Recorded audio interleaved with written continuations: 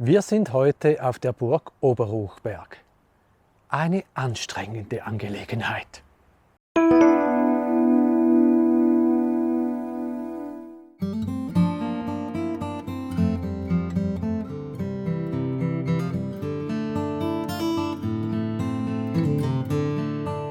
Wir befinden uns im Kanton Graubünden, dem Burgenland der Schweiz.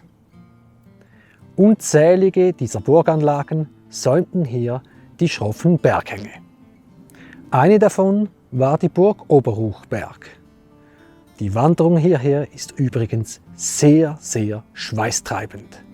Aber es lohnt sich. Was wir über diese Burg erfahren haben, das seht ihr jetzt.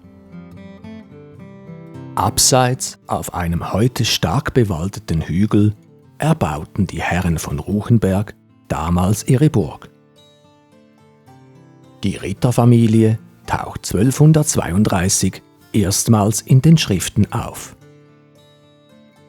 In einer Schenkungsurkunde an das Kloster Chorwalden wird ein Albero de Ruchenberg als Zeuge genannt.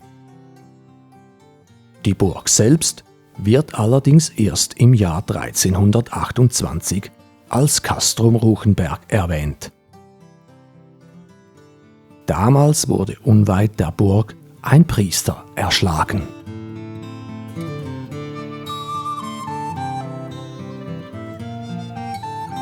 Wenn man es nach oben geschafft hat, läuft man durch den ersten Halsgraben und gelangt zuerst zu einem Plateau.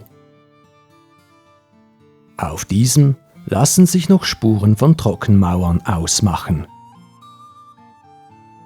Hinter der Ebene folgt wieder ein Graben, welcher die Hauptburg vom Rest abtrennt. Hier stehen die Überreste eines Bergfrieds, dessen Mauern heute noch 15 Meter in die Höhe ragen. Weiter erblickt man die Ruinen eines ehemals dreigeschossigen Palas sowie weiteren Bauten, von welchen jedoch nicht mehr viel übrig ist. Teile der Burg sind im Laufe der Zeit leider ins Tal abgerutscht.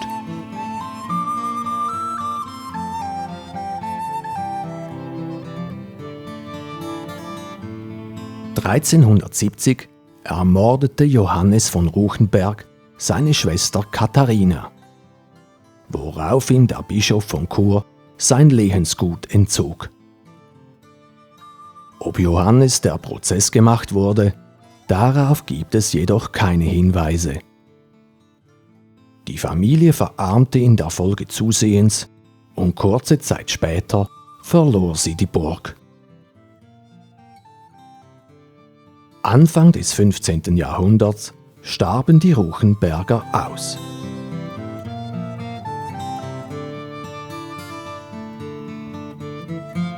Die Burg wechselte die Besitzer.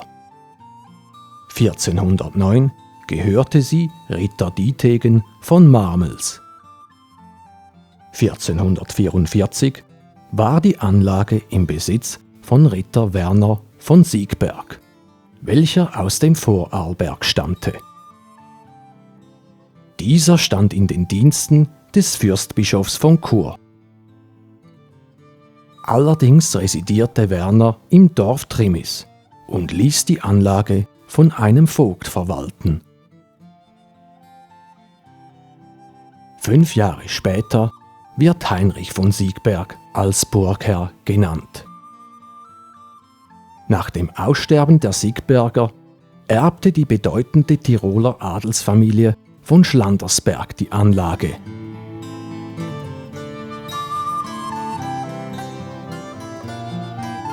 Über eine Zerstörung der Burg findet man nichts in den Schriften.